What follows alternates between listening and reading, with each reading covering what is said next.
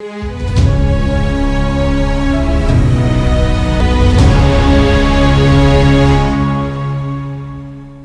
दोस्तों, राजनीति की बातों में आपका स्वागत है। मैं हूं आपका दोस्त धर्मेंद्र कमारी।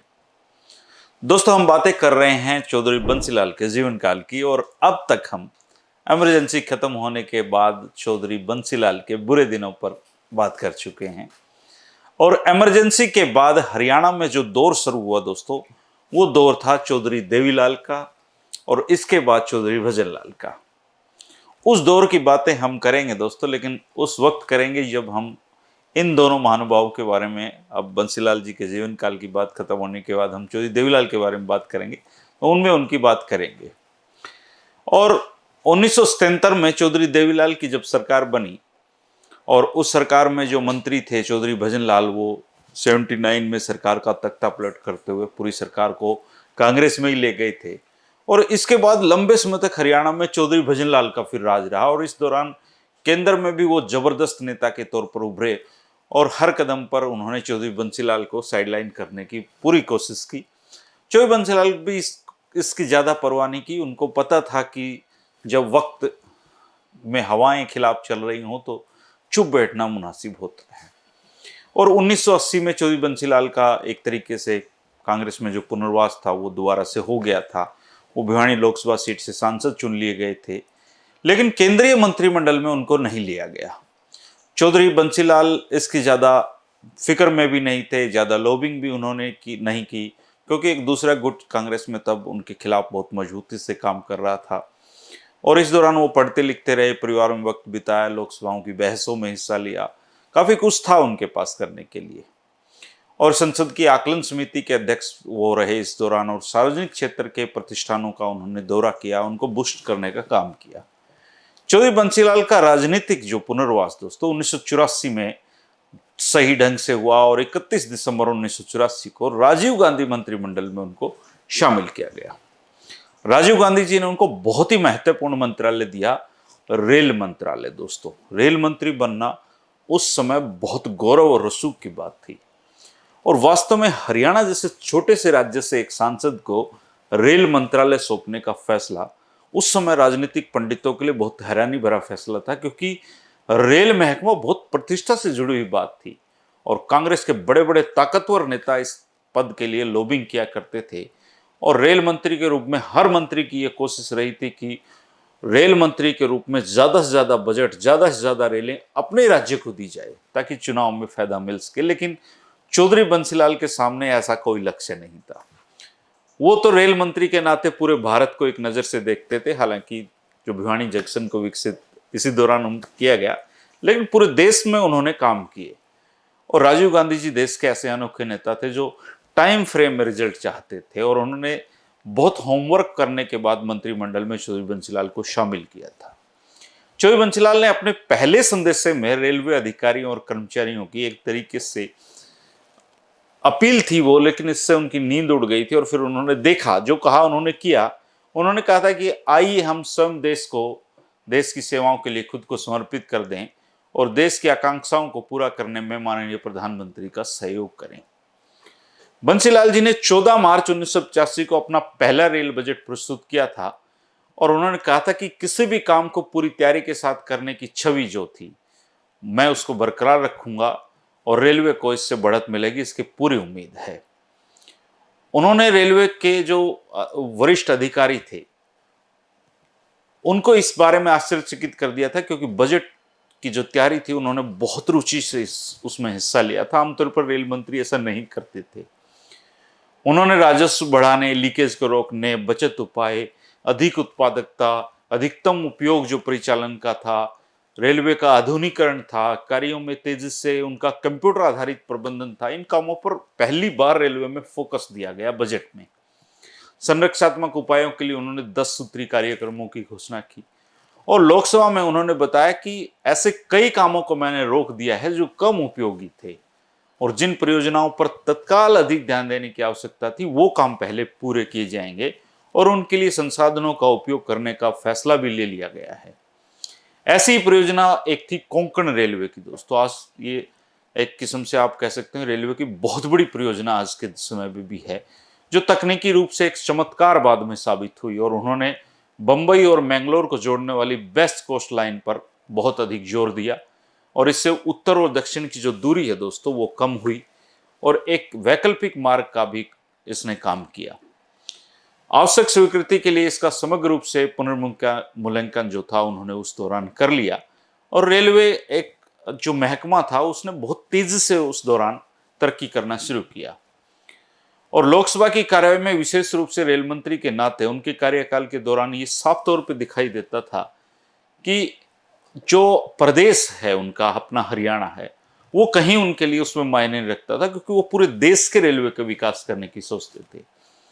और कई अवसरों पर लोकसभा में उन्होंने कहा कि मेरी जो दृष्टि है वो पूरी देश में एक समान है, इसलिए आप ये मत समझे कि मैं हरियाणा से आता हूं तो मैं हरियाणा में परियोजनाएं लेकर जा रहा हूं, नहीं, पूरे देश का रेलवे का उत्थान करना है। और उन्होंने इस दौरान एक महत्वपूर्ण निर्णय लिया था कि ठेके पर रेलवे में कोई कर्मचारी नहीं रखा जाएगा, बल्कि नियमित भर्तियां की जाएंगी। और विभिन्न परियोजनाओं के लिए बजट प्रावधान किए जाने के संदर्भ में भी उन्होंने उनकी गहन समझ थी। और जैसे हरियाणा में पैसे पे वो खर्च देख के बरतते थे, ऐसे रेलवे का पैसा उन्होंने देख के बरता। और उन्होंने ये भी कहा था कि लोकप्रियतावादी पॉपुलिस्ट होने की जरूरत नहीं है, मैं इस फिलोसफी में विश्वास नहीं करता हूं। जो रेलवे का राजस्व है उसको बढ़ाने के लिए उन्होंने रेलवे की उन जमीनों को छुड़ाने और उनके उपयुक्त उपयोग की योजनाएं भी बनाई जिन पर बहुत जगह पे अतिक्रमण था। कई राज्यों में रेलवे की जमीनें उन्होंने छुड़वाई और अधिक ऊर्जा खपत करने वाले स्टीम इंजनों को सक्षम डीजल इंजनों में बदलने का कार्य उन्होंने बहुत तेजी से किया कि जब तक स्टीम इंजनों की जगह डीजल इंजन नहीं आएंगे तब तक रेलवे फायदे में नहीं आ सकता है। और उन्होंने कई सांसदों की इस मांग को मानने से भी इनकार कर दिया था कि जिस गैर सरकारी संगठनों की अनुशंसा करें उनको मुफ्त की सुविधा दी जाए। तो मुफ्त रेल यात्रा के पक्ष में वो बिल्कुल नहीं थे। उनका कहना था कि बेशक चाहे थोड़ा अंशदान किया जाए लेकिन हर इंसान को जो रेलवे की सुविधाओं का उपयोग करता है उसके लिए पैसे दे। 10 जनवरी 1985 को रेलवे के सभी जो महाप्रबंधक थे उनको उन्होंने बुलाया था, मीटिंग ली थी। और पुराने लोगों के लिए जो खुद को एक आराम तलब दुनिया मानी जाती है, रेलवे के अधिकारी अपने आप में राजा की तरह व्यवहार करते थे, तो उन्होंने उनके साथ साफ साफ बातें की जो एक झटके की तरह थी। और इस बात को अगर आप और ज़्यादा गहराई से जानने की कोशिश करें, पुराने रेलवे के अधिकारियों कर्मचारियों से पूछें तो रेलवे उस समय वेतन के बोझ तले दबी हुई थी। तो उन्होंने महाप्रबंधक को ये कहा कि इस बात को आप ये सुनिश्चित कर लें कि नई नियुक्तियों के प्रत्येक प्रस्ताव की पहले जांच पड़ताल की जाए, जरूरत हो तो रखा जाए, नहीं तो नहीं रखा जाए। और दुर्घटनाओं की जांच के संबंध में उन्होंने कहा कि प्रत्येक दुर्घटना के मामले की जांच तुरंत और लक्षित होनी चाहिए और दोषी कर्मचारी के खिलाफ आवश्यक कार्रवाई होनी ही चाहिए। और 1 महीने का टाइम उन्होंने दिया कि कोई भी दुर्घटना हो 1 महीने में जांच पूरी होकर के दोषी आदमी के खिलाफ कार्रवाई की जानी चाहिए। और इसके परिणाम मिलने शुरू हुए और धीरे धीरे जो रेलवे में जो दुर्घटनाएं थी वो कम होती गई उनके कार्यकाल में। अपेक्षाकृत अगर आप तुलना करें तो कम हुई। और महाप्रबंधक खासतौर इस बात को समझ गए थे कि जो उनकी परफॉर्मेंस है उसका आकलन अब रेल मंत्री कर रहे हैं, उसमें वो गुणवत्ता उनके काम की देख रहे थे। दुर्घटनाओं के रिकॉर्ड के आधार उनके जो एसीपी थी उसमें लिखे जाने लगे। तो जो अधिकारी हैं उन्होंने फिर फील्ड में जाना शुरू कर दिया, दौरे करने शुरू कर दिए। एक टाइमिंग रेलवे की बहुत बड़ी समस्या रही है। आजकल तो बहुत धीरे धीरे बहुत अच्छी होती जा रही है, लेकिन आप देखिए 1984-85 में तो किस तरह बताते हैं कि रेल 12-12 घंटे तक लेट होती थी उस समय। तो उन्होंने रेलवे की जो टाइमिंग है उसको ठीक करने की पूरी कोशिश की, जोन बनाए और जोन के प्रमुख को इसका जवाबदेह बनाया। और रेलगाड़ियों के समय पर संचालन की जरूरत पर वो हमेशा फोकस करते रहे।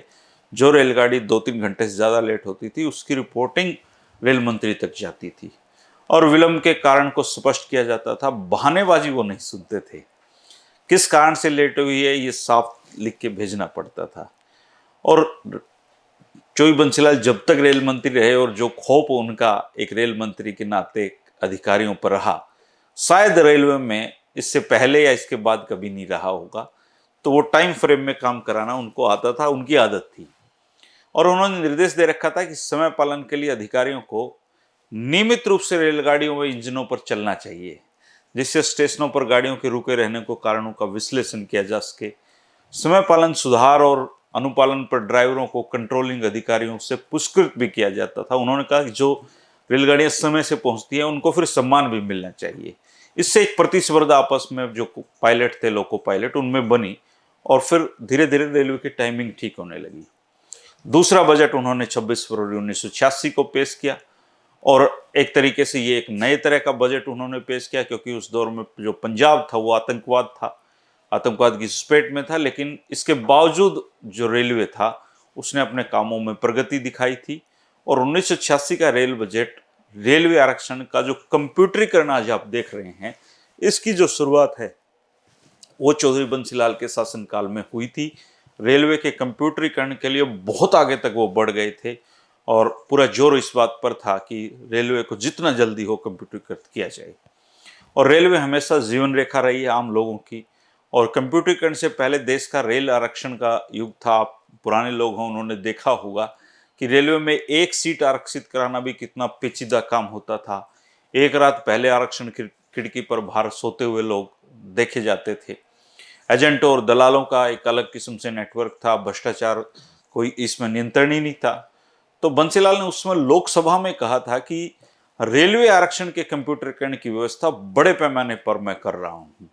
और नई दिल्ली में 30 रेलगाड़ियों को उन्होंने, जो सेकंड क्लास का आरक्षण है, और राजधानी एक्सप्रेस में एसी स्लीपर व चेयर कार के आरक्षण का कंप्यूटरीकरण चौधरी बंसीलाल के शासनकाल में किया गया। और उन्होंने कहा था कि एक साल के अंदर मार्च के अंत तक नई दिल्ली से शुरू होने वाली सभी रेलगाड़ियों में आरक्षण के लिए कंप्यूटरीकृत का काम पूरा कर दिया जाएगा और 7वीं पंचवर्षीय योजना के अंत तक चरणबद्ध तरीके से सभी महानगरों में आरक्षण कार्य का कंप्यूटरीकरण पूरा करने की योजना उन्होंने बनाई थी। कलकत्ता और बंबई में 1986-87 में और मद्रास में जो 88 में है, कंप्यूटरीकरण का काम शुरू करने का रोड मैप उन्होंने बजट में दे दिया था। बजट भाषण में यात्रियों के आराम के लिए उन्होंने कुछ सुविधाएं की थी, जो उस समय बजट में एक नई चीजें शामिल थी। और आजकल तो रेल बजट आता ही नहीं, क्योंकि वो मेन बजट के साथ ही क्लब कर दिया गया है। लेकिन रेल बजट एक अहम हिस्सा होता था किसी जमाने में, राजनीति का भी और विकास की दृष्टि से भी। 200 मेल और एक्सप्रेस गाड़ियों के संचालन की निगरानी के लिए उन्होंने उसमें एक प्रकोष्ठ बना दिया था।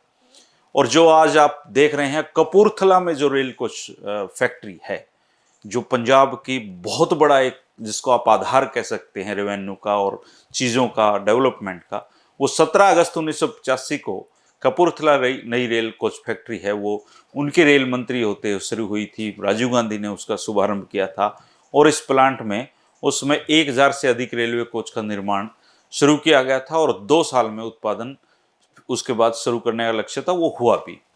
रेल और परिवहन मंत्री के रूप में चौधरी बंसीलाल का कार्य रेलगाड़ियों की संरक्षा के लिए नई तकनीक अपनाने, टाइमिंग ठीक करने और फिजूल खर्ची रोकने पर ध्यान केंद्रित करने के लिए जाना जाएगा।